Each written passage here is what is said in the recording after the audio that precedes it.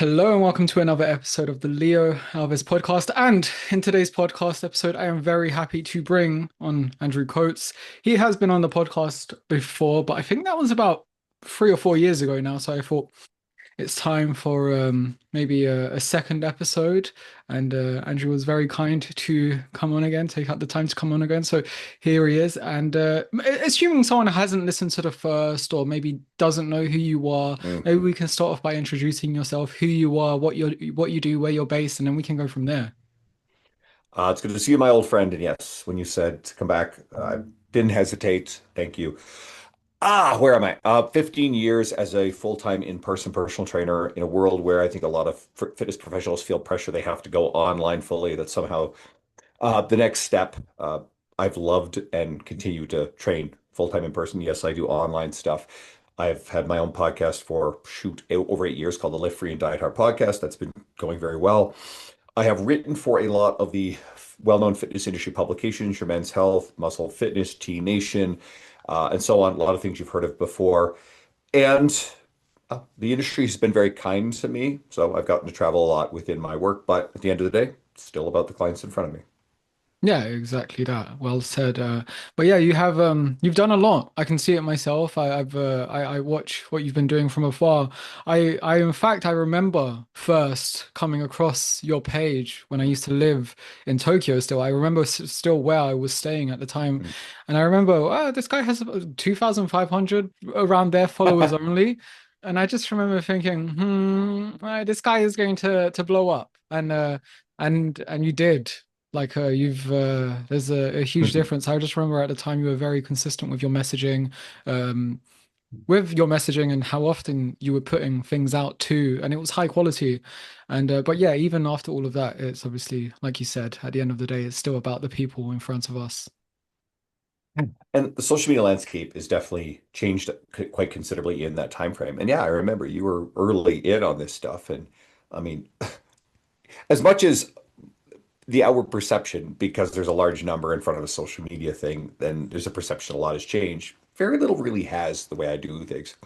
And if anything, I'm almost less concerned with social media. I use it to be present. I use it to be responsive and engaged. I think a lot of people want to get away from being engaged with a one-to-one person. I think a lot of people they still want status and worship. And I don't love the way that the things I call it the enragement trap, the way that social media is now, and a lot of things in order to be able to stand out on a platform. Social media platforms are more mature. They are not growing at the same rate that they once were. There is an oversupply of content, and there continues to be a dramatic oversupply of mediocre AI slop is kind of a thing now. We're getting a large amount of AI generated stuff. There's a lot of crap, but there's also a lot of very engineered and curated stuff to hijack people's attention.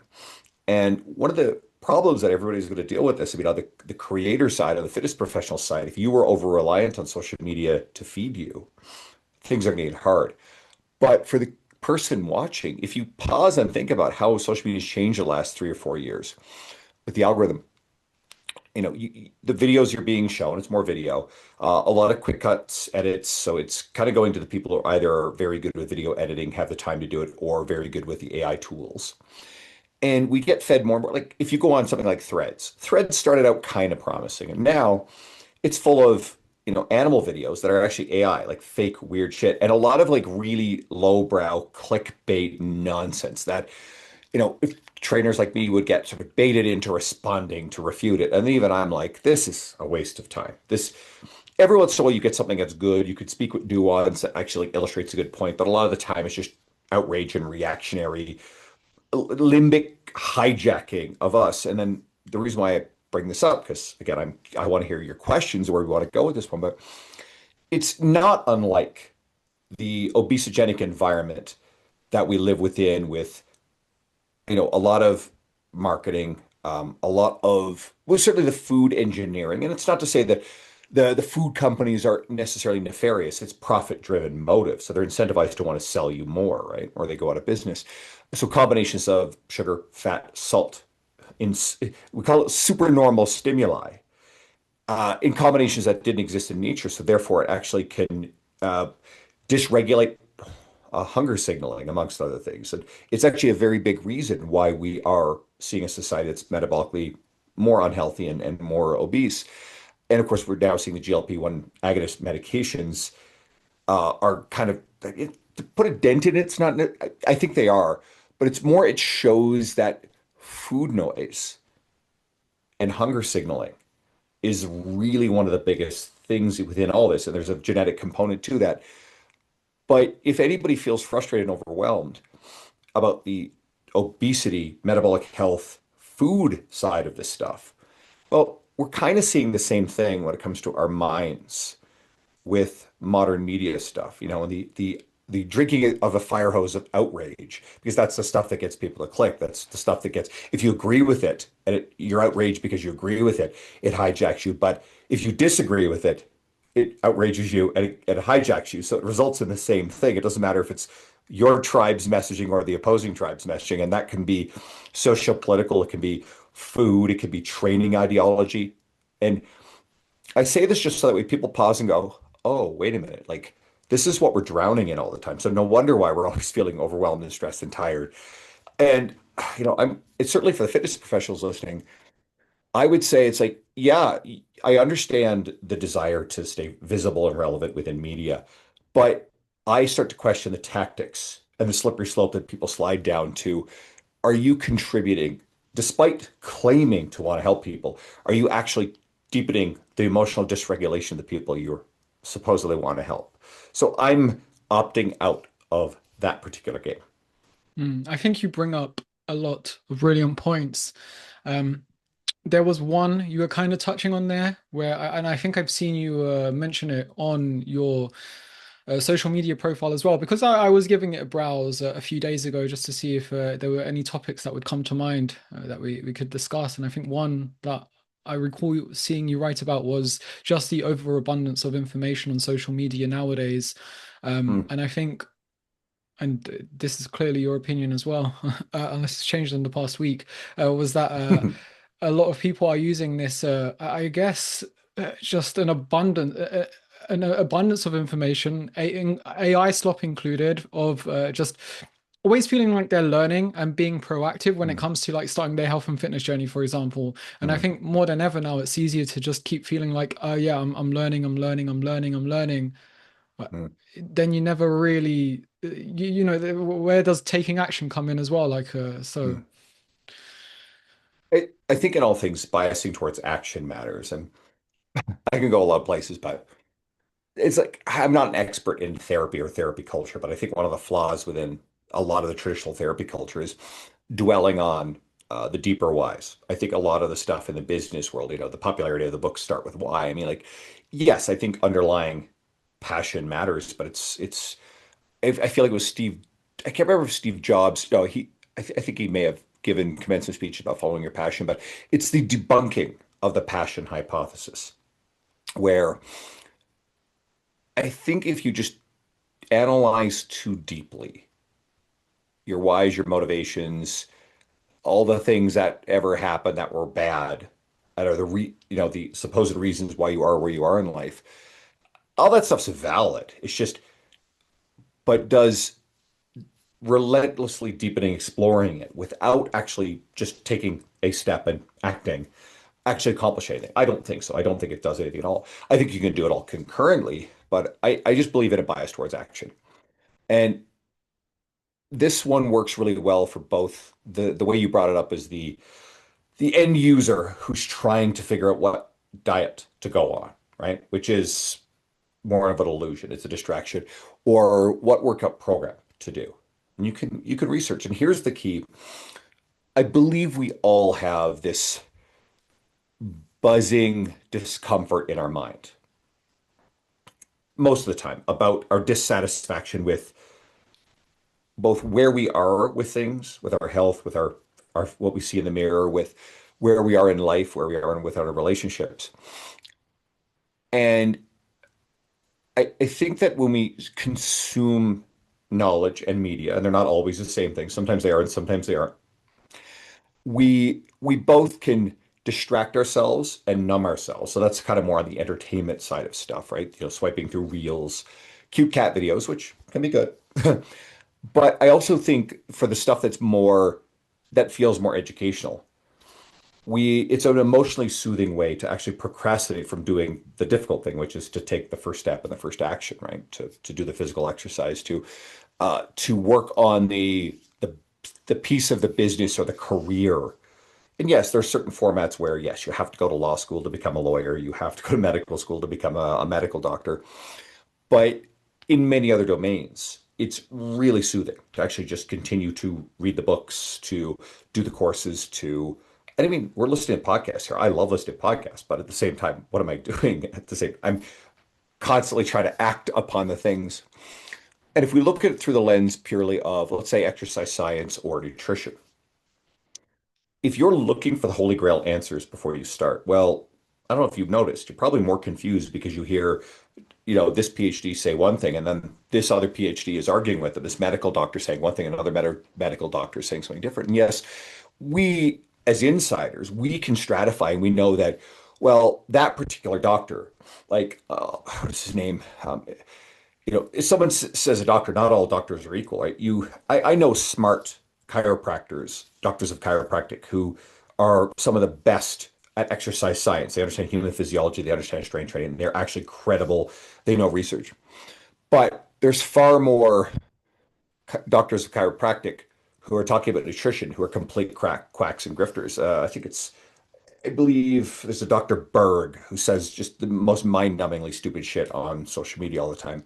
And Threads keeps feeding it to me, right? So the rage bait. But again, it gets attention because what do people do? They react to it, right? So it's spitting. And then, you can go in there and argue about it, but what are we really accomplishing? But my original point is discarding the quacks and the grifters, even within the people who actually seem to have, you know, what we call evidence-based authority. And the people that we generally trust in our industry, they don't agree on everything, right? Interpretations of research.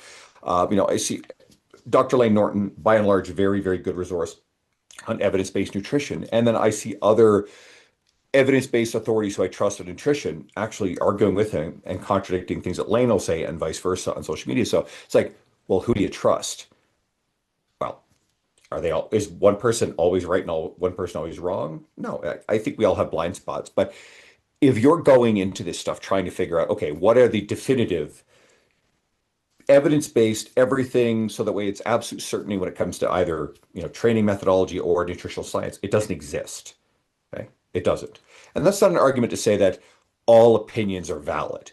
You get some quack who's saying that the carnivore diet is healthy long term against someone with a great reputation who's saying, hey, we've probably got some serious health risks here long term with LDL cholesterol, with not consuming fiber, right? Those two opinions are not equal, right? But there's a lot of times where two seemingly ethical evidence-based authorities may actually fundamentally disagree on something. And what's the end user who doesn't have even yours or my level of experience and education on these topics? What are we supposed to do to filter through that, right? And I can understand why people feel and it's paralysis by analysis. And so what do? You go, let's go consume more, let's read more, let's study more. And then the danger, as well as the quacks, the grifters, and the bad faith actors. They are usually where they are because they're very compelling storytellers. They weave narrative. They play upon fear. So it goes back to what I was saying before about social media and how it hijacks you with outrage. And those stories are very compelling. And for the frustrated person who is told, "Oh, it's just calories in, calories out," which is both an underpinning and a empirical truth, but also not enough to encapsulate everybody's unique experience or how they go about consuming food. I mean, someone could think, but I'm eating 1,200 calories and I'm in a deficit, but I'm not losing weight. And you or I or our peers could say, well, you're not in a deficit. We know that, but this person doesn't understand that. It's been well researched now that you take people who self-report eating 1,200 calories a day, and very often they're eating about 2,000 to 2,200 calories a day, and they're struggling. Well, why are they struggling? Because they perceive that they're being restricted. They're restricting on some of the days, And then they're rebelling and they're binging on other days to where the daily average across a maybe say a week turns out to be about 2,000 calories a day. Let's say that person needs 1,750 calories to be in maintenance. They think they're in 1,200. They're emotionally in distress. They feel it's unsustainable. It is unsustainable for them. They're over consuming and then they're actually gaining weight. And they go, well, see, I'm in a calorie deficit and I'm not losing weight. That's their belief system. They believe it firmly. And so there's disconfirming to this hypothesis that calories in, calories out is true. And then some idiot comes along, some grifter, and says, it's not about calories in, calories out. It's carbs are bad, right? And then so, well, this matches my personal experience. Therefore, this person must be the credible authority. And all these science-based people are full of shit. So I know I went in a lot of places there, but if you think about it through that lens, you actually understand why a lot of people are struggling and why a lot of people are easily misled. You, sir, are muted. Whoops. Yeah, there is a lot that you touched on. I 100% agree as well. I think of course there's an overabundance of information now. There has been for a long time. There is like you said, a lot of rage bait that social media algorithms like Threads are now pushing. For all the, the pros that have come out of Threads for me, there is a lot of rage bait on there that does get pushed to the top, and a lot of that is very poor health and nutrition takes, which I've seen you reply to a few and debunk, and I definitely have myself. Are you still using Threads right now? I go in waves. So Yeah. am I using it? Define using it, right? Like I will Uh, open it sometimes and I'm just like, I don't have the stomach or stamina because also I have a default way I engage with social media. I think it's good for everybody to have a heuristic and a rule. One is I try to post something daily. If I don't have something new and fresh on my mind that I think is worthwhile, I'll take something old and I'll share it because there's always new eyes on it. The algorithm doesn't show it to everybody. Um, I I try not to live on social media. I don't do much video-based media. I will share things through my story that I think are worthwhile. I try to be kind to my sponsors. I only have sponsors because I love the companies that I'm sponsored by, so I want to make sure I'm showing up for them in an authentic way. You'll see my cat Ozzy. The most recent two stories as of time of recording will be Ozzy in them, right? He gets more airtime than even I do.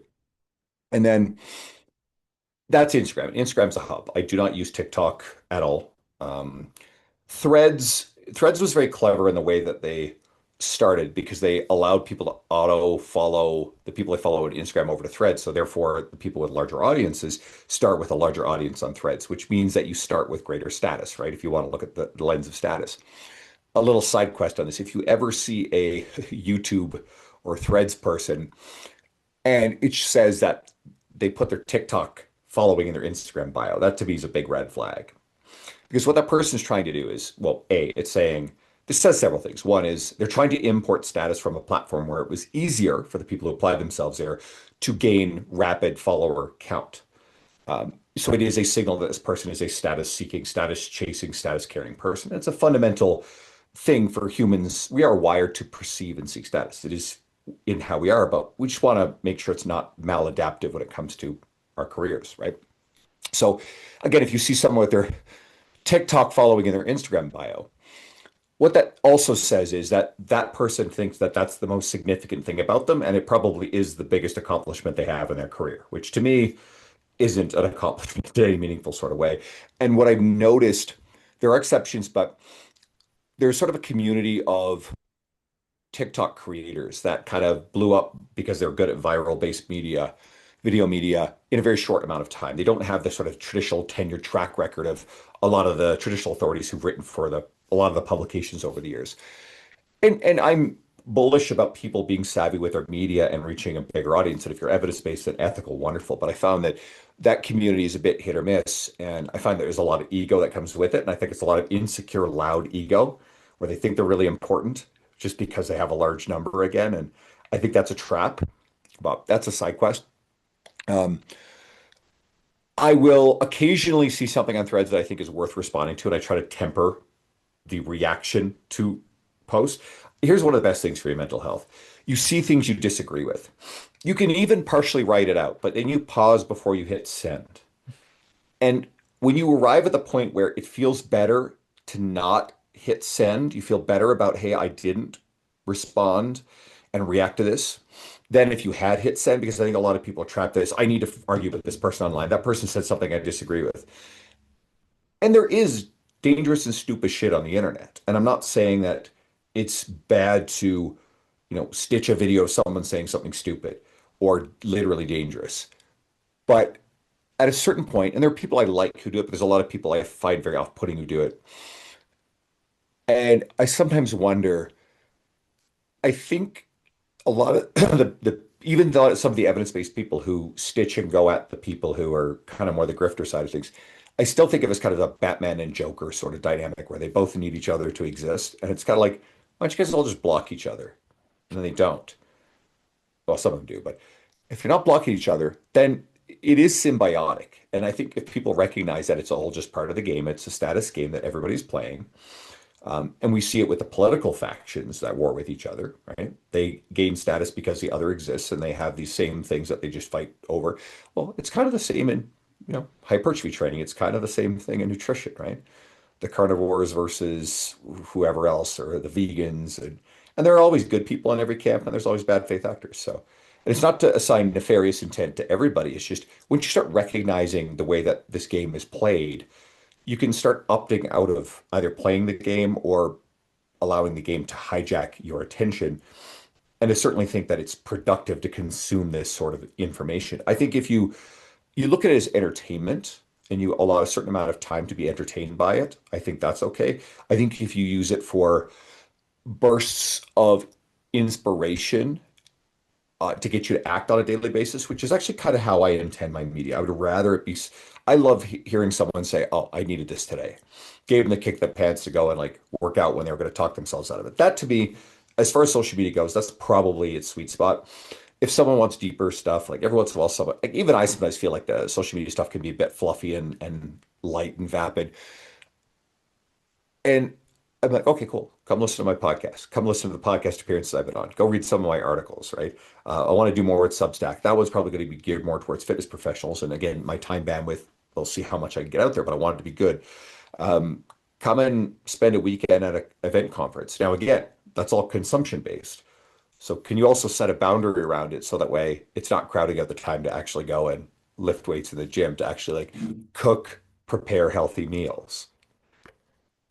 Yeah, it's exactly as you said as well. That's another huge factor as to why I think a lot of people do feel quite overwhelmed with where to start. Potentially the listener to an extent. I I do think another brilliant point that I saw in your profile that bridges nicely from the current topic that we're discussing as well is that I think another one very common reason as to why a lot of people struggle is because I think, and correct me if I'm wrong, but the idea I was getting, and I do communicate this sometimes as well, is that I think sometimes many people have difficulty saying no to others in the name of like being good. Mm, mhm. And maybe we could discuss where maybe you see that most, and then we could go from there. I mean, I think people tend to whip around the phrase people pleasing, right? People think of themselves as people pleasers. And I think it's good to recognize that tendency. But what you're referring to and what I was posting on my social media is probably a little different. And it's usually about, it shows up in parents, caregivers. It's probably more of an issue with women than men on average, but it's societal and cultural roles and expectations. And they vary by culture, sure, but I think it's kind of universal where, parents, especially young parents, well, your kids become everything. And it I think there's a fear of being shamed, especially for, let's say, a young mother, to do something that could be perceived as selfish and oftentimes, putting our health first can be seen as selfish because oftentimes people see it through a vanity lens. And I have no issue with someone being motivated to look better, to look good naked. And just because someone becomes a parent, it doesn't suddenly remove their value in the world and all these other facets, right? That person still has every right to want to feel confident and look good in their skin, right? Feel sexy, feel attractive.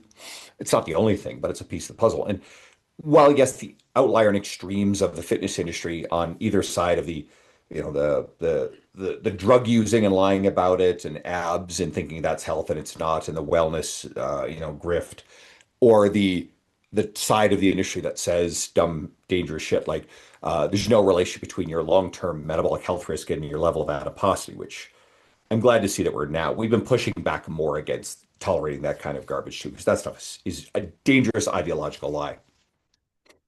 But I think that for a lot of people, there is a challenge to create time for you or to feel like you're deserving of that time for fear of the shame that you may experience from friends, family, cultural groups, uh, wherever that will come from.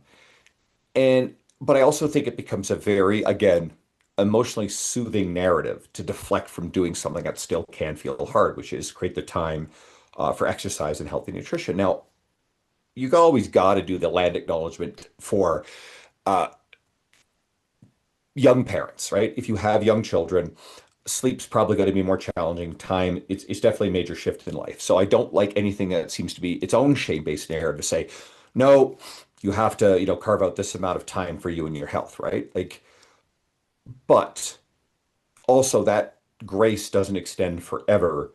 And if it can't be used as a justification to allow your metabolic health to crash aggressively, to aggressively gain weight, to put your to the point where your health is literally accelerating its immediate health risks.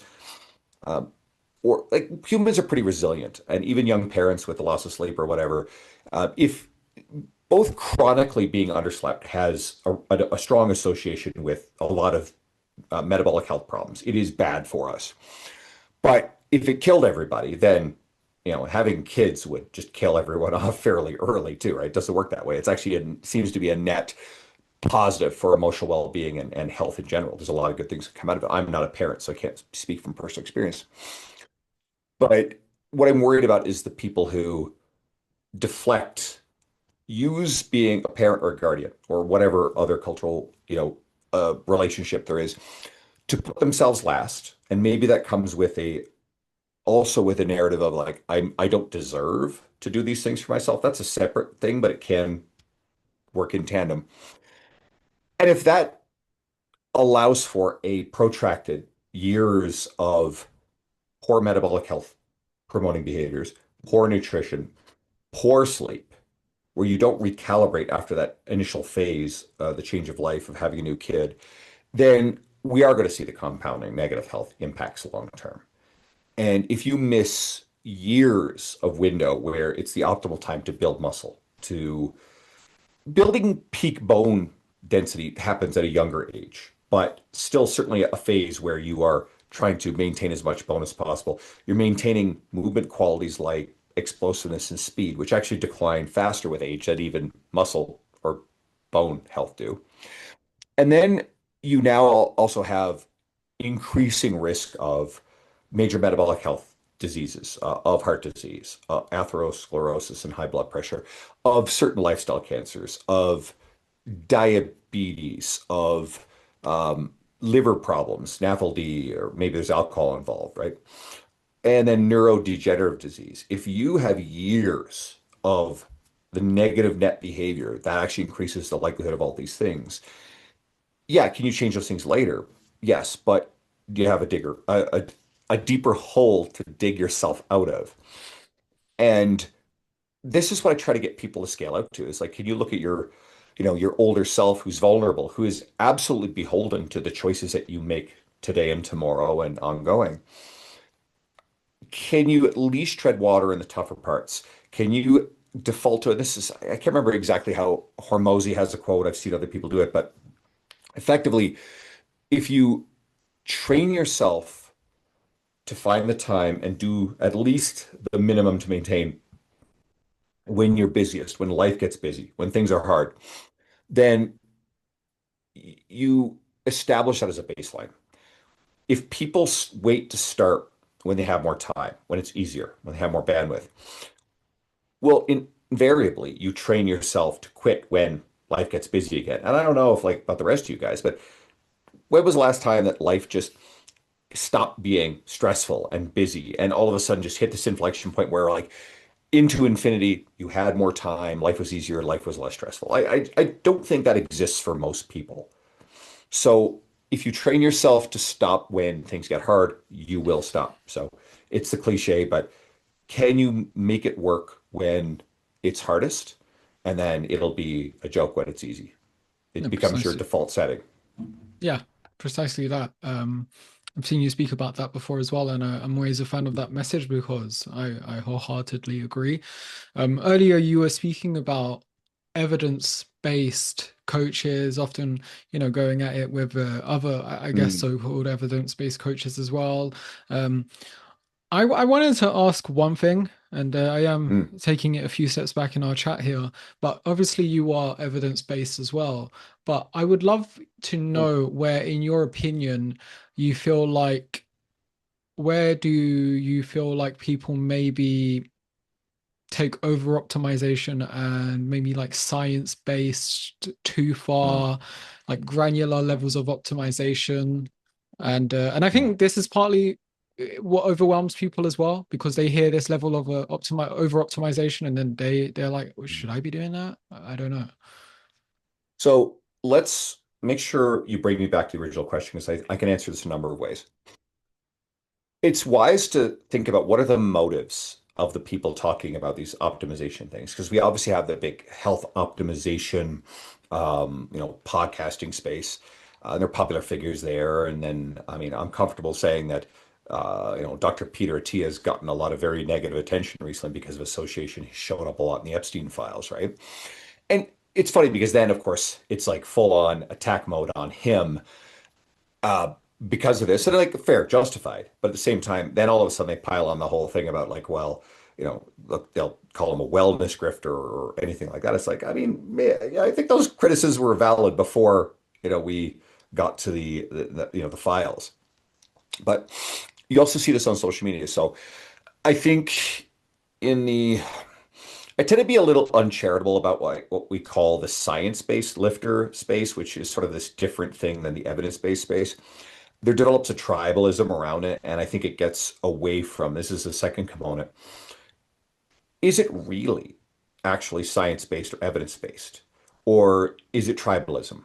Is it status seeking? And I think with a lot of these young hypertrophy uh, internet talking heads, some of them are very young, and some I just think probably have been maybe taking studies in isolation and the quality of like exercise science studies literature, like broadly speaking, it's actually like not that great in the grand scheme of things. So it's definitely very risky to take one study in isolation or some sort of mechanistic thing and extrapolate out as to how this actually like real humans work.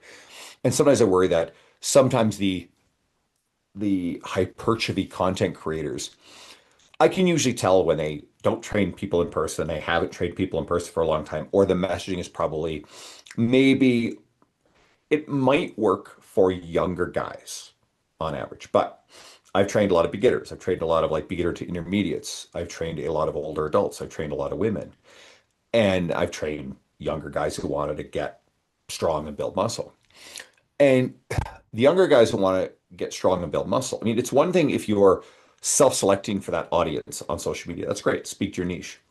But I think if people take this messaging broadly, and one of the ones that I always get really up in arms about is when I hear messaging like you never need to do more than 4 to 6 reps for optimal hypertrophy for any exercise. And I'm like, this is nonsense. Okay. There are certain exercises that I like, at more like kind of that 6 rep range. If I'm doing, I don't barbell squat much anymore. My shoulder doesn't love having a bar over it. Safety bar, great. I've been playing with a hack squat machine or pendulum squat machines. And yeah, I'll load up pretty heavy. I'm a very experienced lifter. I'm muscular and very tolerant of it, but my joints also like or dislike certain things. And heavy sets of 6 to near failure, great. But here's what, as I understand it, and you get like actual credible authorities like a Dr. Brad Schoenfeld, one of the preeminent researchers in muscle hypertrophy. And there's a lot of data on this. It's like we can build muscle effectively at almost any rep range as long as you meet a handful of conditions. Can you take it to near failure? So if the weight is so light that you actually can't really approach failure, then it won't create that, right? Um, I think if it's so close to your one rep max, it's probably just not going to produce enough tension on the muscle in those sets. But again, if you're taking it near failure, and this is a thing that I think gets discounted by some of the talking heads, is there's the orthopedic cost. Like some of this stuff is hard on your joints. If you're taking sets, 4 to 6 to near failure consistently, then some exercise I think this works fine for, and some exercise I just don't think. And it's also, if you're a shorter guy who's very experienced, maybe you're drug aided, you're already densely muscular, you have the survivorship bias of like your joints being fine.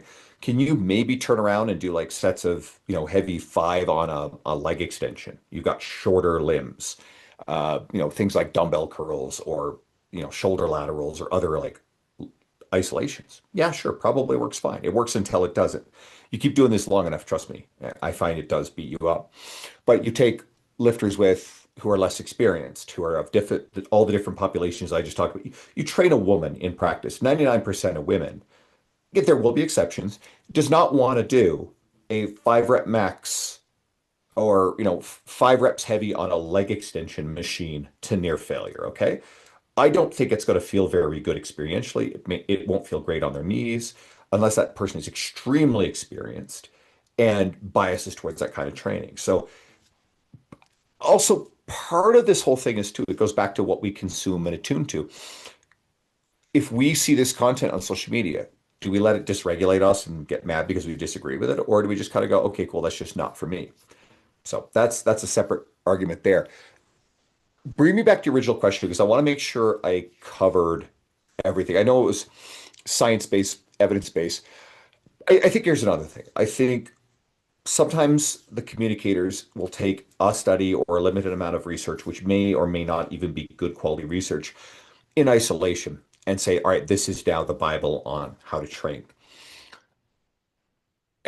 True evidence-based practice, evidence-based consumption of information, evidence-based practice of information considers all evidence and a hierarchy of evidence. I mean, peer-reviewed research is still the top of that pyramid, but you also still have to run that research through the application of working with real people.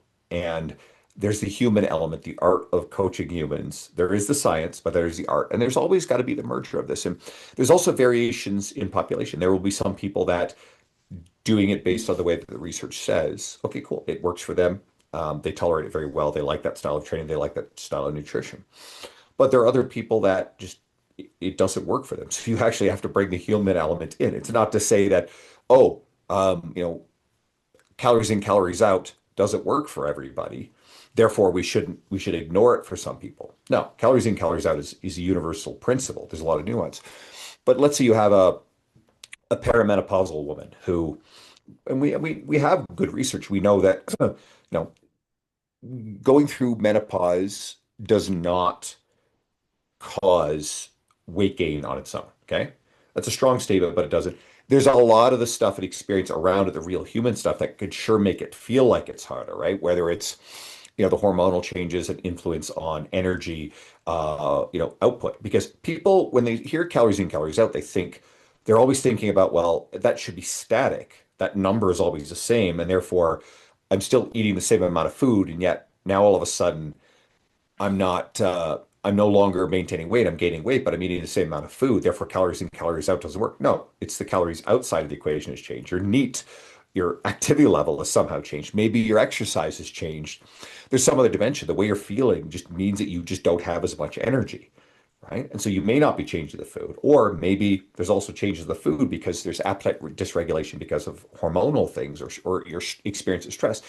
As I understand it, I'm not an expert in this research, but yes, I think there is a difference in perimenopausal women and how like fat can be distributed.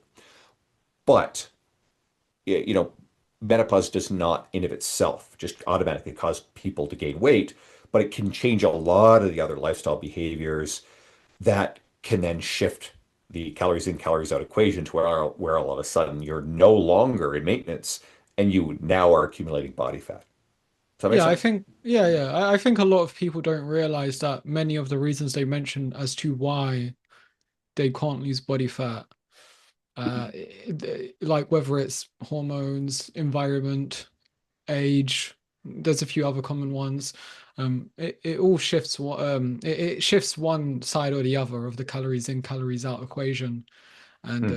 And I think yeah, most people don't realize that, or many people don't realize that, I should say. I think Hmm. yeah. Um, I would love to ask you as well. Do you think there's any, based on everything you just said, do you think there are any popular, let's say, Hmm. popular nutritional training ideas that will probably lose popularity over the next maybe 5 to 10 years? Okay, this is purely Hmm. speculation. I mean, things come in cycles, right? And we tend to have things that circle back around. I mean, keto was really just repopularized Atkins, in a way, right? Uh, I would almost guarantee that carnivore dieting will lose popularity. I think what's going to end up happening is just its proponents, its adherents are going to start seeing the compounding health negatives that are going to come out of this stuff, right? The people who are diehards on it, they're going to realize like long term, some of their blood work is just going to get really bad. We're already seeing some of the louder popularizers of carnivore dietary ideology walk it back a little bit as they themselves have had health issues and they've started to include a little bit more fiber. I, I, I think one of the things that's really important to understand why carnivore dieting often appeals to people. Number one is I think people just like extreme shit. I think some people are drawn to it. But two, I mean, I have a client of my own, brilliant guy, and he was experimenting with carnivore and he immediately felt better. Well, why did he feel better? It's not that a carnivore is healthier for you and therefore extrapolate and think that evangelists say that carnivore is better for everybody. No, no, none of that shit's true whatsoever. We have far too much evidence on human nutrition and biology to know that it's not the case. But what probably has happened is in the going carnivore, you've removed a lot of different things you were eating, especially the typical Western diet, highly processed, but there's probably some stuff you were very intolerant to that just made you feel awful, like low energy, gassy, bloated, or worse, right? You may have been allergic to something in there. And you take that out, and carnivore dieting at its purest is quite hypoallergenic when you think about it. So if you're going to go that route, like if someone says to me, hey, I'm thinking about doing a carnivore diet, I don't launch in and be like, oh, that's the stupidest fucking thing you could ever do. It's dangerous. It'll kill you. First of all, if the person is saying, if you're a coach and someone comes to you and say, I'm thinking about doing a carnivore diet, they're probably already doing it and they probably have someone, a family member, a friend, a coworker who's evangelizing it. So you want to tread very carefully here. And my usual answer is, okay, cool. Let's actually experiment with this. Let's see how you feel. And then what you do is you don't shame them. You retain the trust that you have, but then you also can turn around and say, here are some of the long-term concerns based on the research, if someone trusts you, that we want to be a little careful about. We definitely want to make sure that there are some risks. So, and I can say, some of the carnivore dieting camp will say that, you don't need fiber. It's like that could be risky because we could increase the risk of colorectal cancer and some other gastrointestinal issues long term with no fiber. Fiber also plays a role in improving cholesterol. So we do usually see in people who are on carnivore dieting long term, we see elevated rates of LDL cholesterol, which is strongly associated with heart disease. So those are risks, and so you want to come from a trust and non-shameful place to say, hey, we've got to be aware of this stuff. But if you're feeling better on carnivore, there's a good chance that there was something you were eating regularly that you just were intolerant to, you didn't like. So could you treat this like an elimination diet and then gradually, piece by piece, start adding one thing back? This is the way to do it. If you're good, I'm not advocating people do the carnivore diet. I don't. But if someone's determined to do it, treat it like an elimination diet and start to bring things back in. And if you notice, whoa, this is okay, and then all of a sudden you bring this one thing in, and maybe it's like broccoli, right? And all of a sudden, oh, cruciferous vegetables. I don't know if anybody uh, got what is that show, The Big Bang Theory, where Sheldon decides he's got to have a cruciferous vegetable night. If you guys don't know this reference, I apologize. But anyway, he's like, I think it was like Thursday is cruciferous vegetable night, and then like a week later, it's like Thursday is not cruciferous vegetable night because he was getting like just terrifying gas in clear rooms. So maybe that's what's going on. No wonder you didn't feel good. Okay, cool. Can we take out, surgically remove the thing that's the problem? I have a theory that a lot of the people who feel better on carnivore diet probably just have FODMAP issues. So, and FODMAP nutrition, there's so many different things that can be an issue, and I'm not an expert in it. But if you're listening and you're kind of like, oh, this has been my experience, well, maybe just do a little bit of a deep dive in FODMAP stuff and then look at all the things you're consuming and then just play around and see, take some of them out, put some of them in, and just see how you feel. And it might give you answers. And then you just, you don't need a carnivore diet anymore. And the other thing about things like carnivore dieting is what ends up happening is, well, you've stripped out a lot of carbs, so you immediately tend to lose a bunch of weight because you no longer have the water that's bonded to glycogen as your carbohydrate intake goes down. So some of these people feel less bloated, there's less water, less fiber in your gastrointestinal tract, and you feel lighter. And all of a sudden, like, hey, I feel pretty good. Then usually what ends up happening, in my experience, is the people who go pretty hard on carnivore, they initially feel pretty good, and then they start feeling rotten after a little while. It's kind of the same thing with keto. So yeah, take from that, do with that information what you will. I hope it's a more measured approach versus this nastiness and bombast that we tend to go at things. And I actually think that carnivore dieting is probably one of the more dangerous nutritional trends. As far as nutrition goes,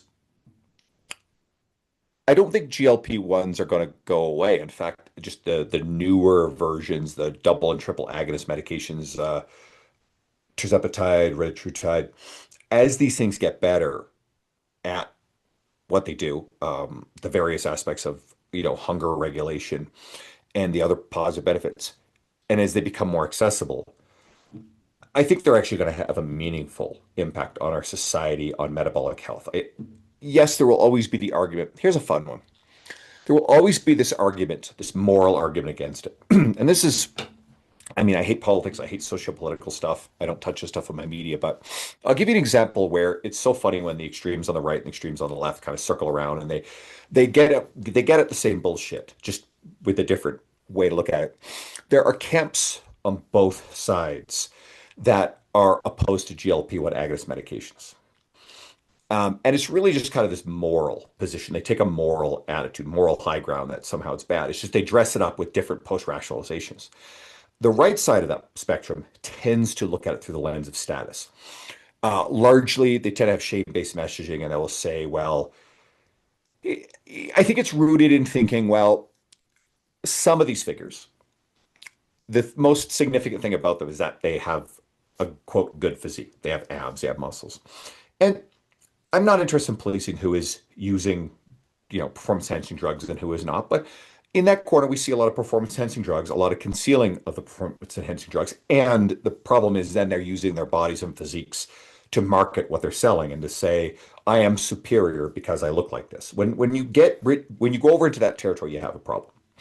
And then they're opposed to GLP-1 agonist medications because they'll say things like, you're cheating, or, you have to do it with discipline. Like imagine turning around and looking at Serena Williams, the most successful female athlete in the history of the world, and to say to her now, because she's been using GLP-1 agonist medication, I think it's Ozempic, and promoting it, to attack her and say she needs to be more disciplined. Now, the funny thing is, this is where the two sides circle. It's not the right side of the spectrum that's been mostly vocally critical of Serena. It's actually the left side of the spectrum. And what I've seen with them is they also, excuse me, they take this moral high ground that, and there's a valid concern here where we're seeing, first of all, we don't verifiably know if a lot of these skinny cherry-picked examples, poor Ariana Grande, we have no business policing what people do with their bodies or what they want to look like. And then the Hollywood tabloid machine is, of course, highlighting all these like thinner looking people at the Oscars or red carpets or movies. And then they're, of course, laying this all at the feet of GLP-1 agonist medications. And they're complaining that these people are skinny and sickly and they're bringing back heroin chic, from the 90s. And this is dangerous. And these people are not lifting weights. Well, we know that using GLP-1 agonist medications in the absence of resistance training, you're more likely to lose weight. It's the same damn thing as if you dieted without resistance training for equivalent calories. The same thing. There's no evidence or research to suggest that GLP-1 agonist medications are preferentially cost you muscle mass. They just make it easier to eat less because you no longer have as much hunger. Therefore, more people are going down this path. Yes, the problem is they're not working out, lifting weights, and eating enough protein. That is a genuine issue. We really want to try to encourage those things. But you see a lot of moral posturing from the left that vilifies GLP-1 agonists medication use unless someone is a diabetic or pre-diabetic. And my attitude is if someone is not diabetic or pre-diabetic, but they're overweight and they're trending overweight, and they decide to use a GLP-1 agonist medication, then, well, it's directly going to protect them against, progressing into diabetes, which comes at great both health, personal cost that individual and great cost in the system for healthcare. And we have an aging population, obese population, and servicing that healthcare is going to be a really big societal problem long term.